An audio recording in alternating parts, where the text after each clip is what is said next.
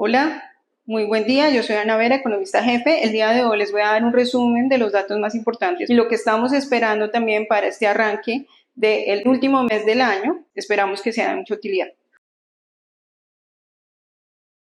Los mercados cerraron por segunda semana consecutiva al alza tras la publicación del dato de desempleo y el crecimiento del PIB en Estados Unidos. El Standard & Poor's subió un 1.13%, el Dow Jones se incrementó 0.24% y el Nasdaq aumentó 2.03%. Europa lidera la recuperación subiendo más de un 8.9%. En renta fija se dieron importantes valorizaciones con los rendimientos de los bonos del Tesoro disminuyendo tanto en corto como largo plazo. El rendimiento del bono a 2 años cayó 18 puntos básicos y el de 10 años 19 puntos básicos, alcanzando un nivel de 3.5, que es importante de cara a las expectativas de tasas de la Fed.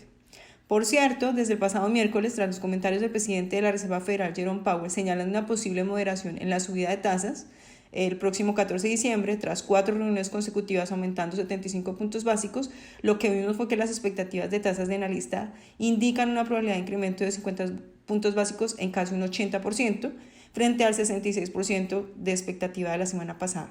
Sin embargo, a nivel macroeconómico se dan resultados en direcciones mixtas para confirmar cuál sería el incremento de tasas.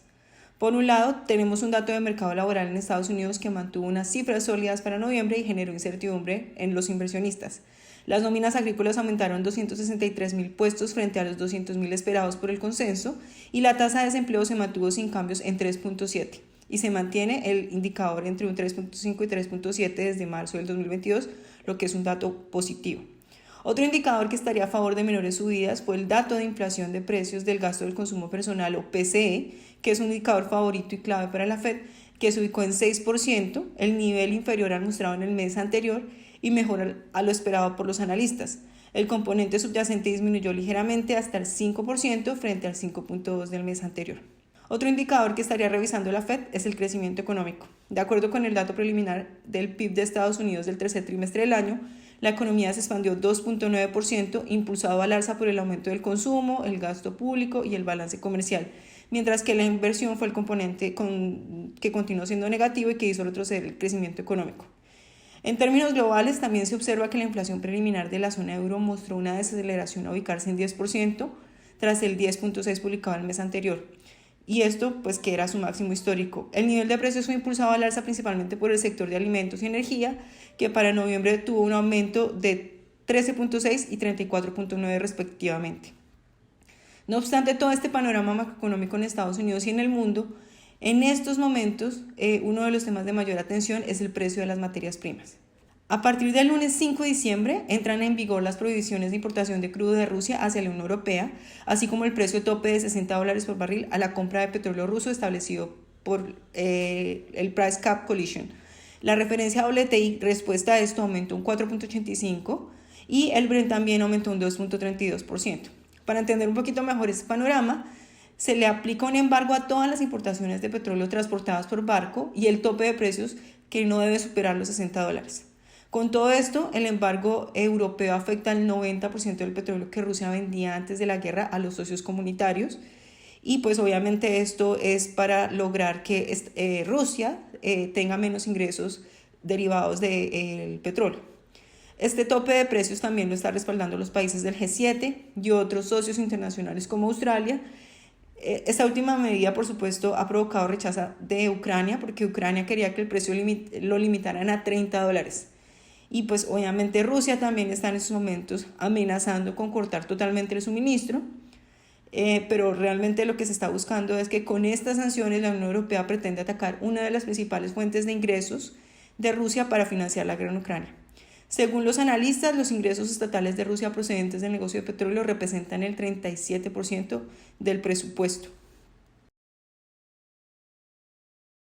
Para esta semana el calendario será ligero, pero estamos atentos a la publicación de algunos datos de inflación para países de Latinoamérica, la decisión de tasas de interés de Chile y Canadá, y el dato más esperado del PIB de la zona euro, que enfrenta muchas adversidades por la guerra, pero que parece una zona resistente a la inflación y el conflicto. Un saludo para todos. Muy buenos días. Hoy analizaremos técnicamente al crudo de referencia Brent del Mar del Norte, el cual tomó vital importancia el fin de semana luego que el grupo de la OPEP+ decidiera mantener los recortes por 2 millones de barriles diarios y que China quitara algunas de las principales restricciones en ciudades importantes debido a la disminución de los rebrotes de COVID-19.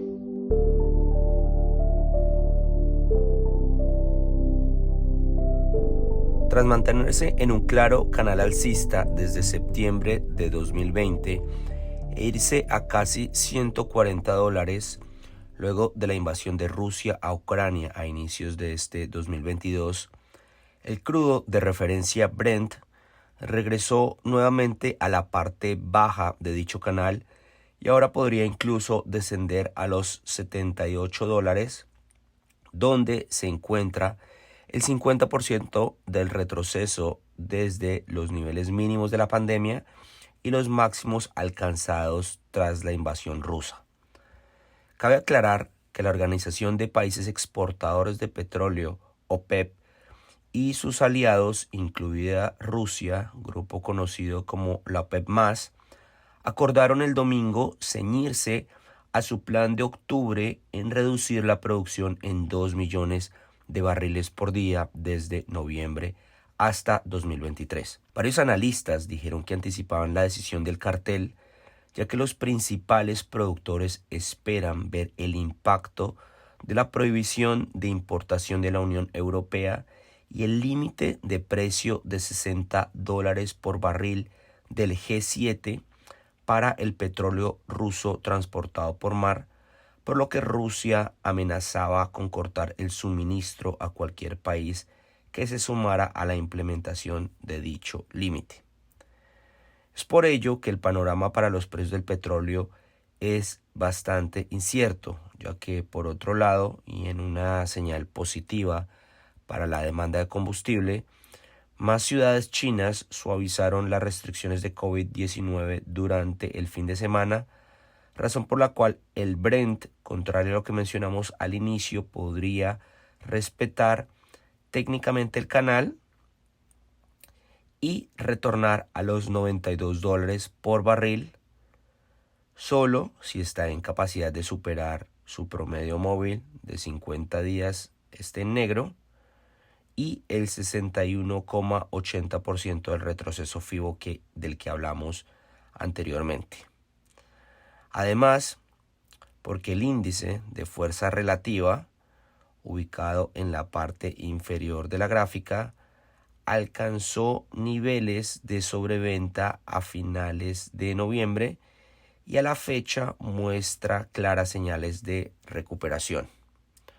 Por tanto, creemos que el referente del Mar del Norte se mantendría oscilando por un tiempo importante dentro de los 80 a los $100, señalado acá por las líneas punteadas en negro, y que difícilmente volvería a niveles post-conflicto o por el contrario a estar por debajo de los $75. El objetivo de este video es brindarle información relevante para la toma de decisiones. Recuerde que este video tiene el único propósito de dar una información y opinión que puede cambiar con nuevos eventos, por lo tanto no debe ser tomado como una recomendación de inversión.